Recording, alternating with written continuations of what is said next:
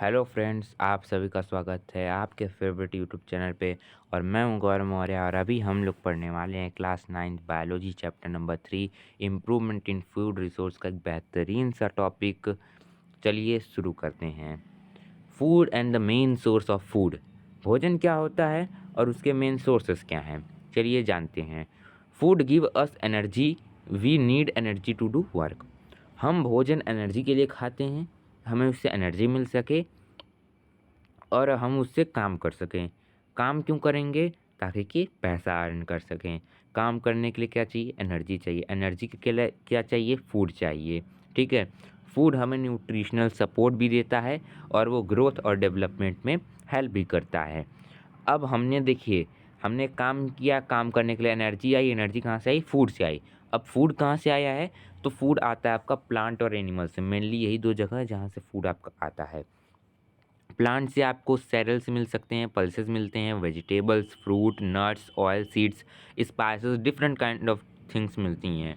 Animal से आपको dairy product जैसे मिल्क, कर्ड, बटर भी मिलते हैं। साथ ही साथ आपको नॉनवेज में मीट मिल जाएगा, एग मिल जाएगा, हनी मिल जाएगी, फिश मिल जाएगा, अदर सी प्रोडक्ट्स भी हैं।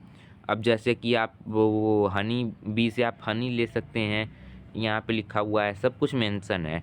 नोट्स आपको मिल जाएंगे, मैं डिस्क्रिप्शन बॉक्स में शायद दे दूंगा आपको नोट्स, पूरी पीपीटी आप आराम से जाके पढ़ सकते हैं।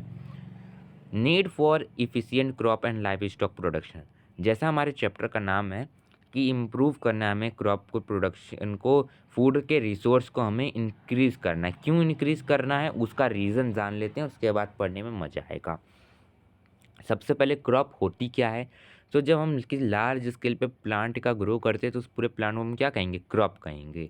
जब ढेर सारे प्लांट्स एक साथ रहते हैं सेम काइंड के तो हम उसे क्या कहेंगे? क्रॉप कहेंगे।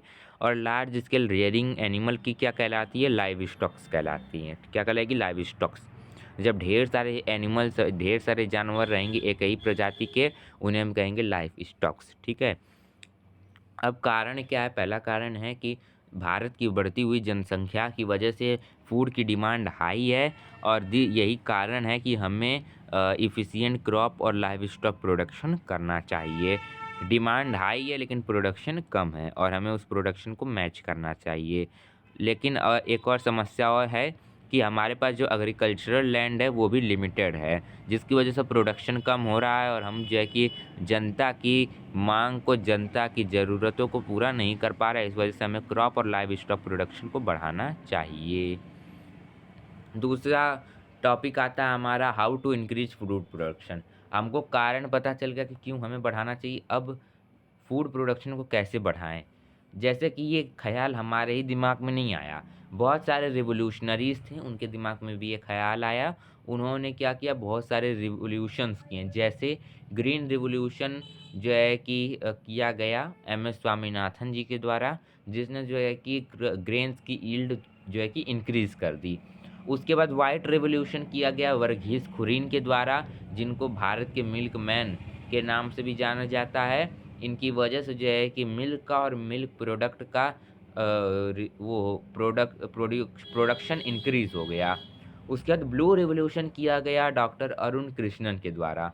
इनकी इसकी वजह से जो है कि फिश प्रोडक्शन बढ़ गया। अब देखिए अलग अलग तरीके की क्रॉप्स के नेम हैं और उनकी न्यूट्रिशनल वैल्यू, यानी उनसे हमें क्या क्या मिलता है और उनके एग्जाम्पल्स भी। जैसे सेरल्स से हमको क्या मिलता है? कार्बोहाइड्रेट। और सेरल्स के कुछ एग्जाम्पल हैं वीट, राइस और मेज़।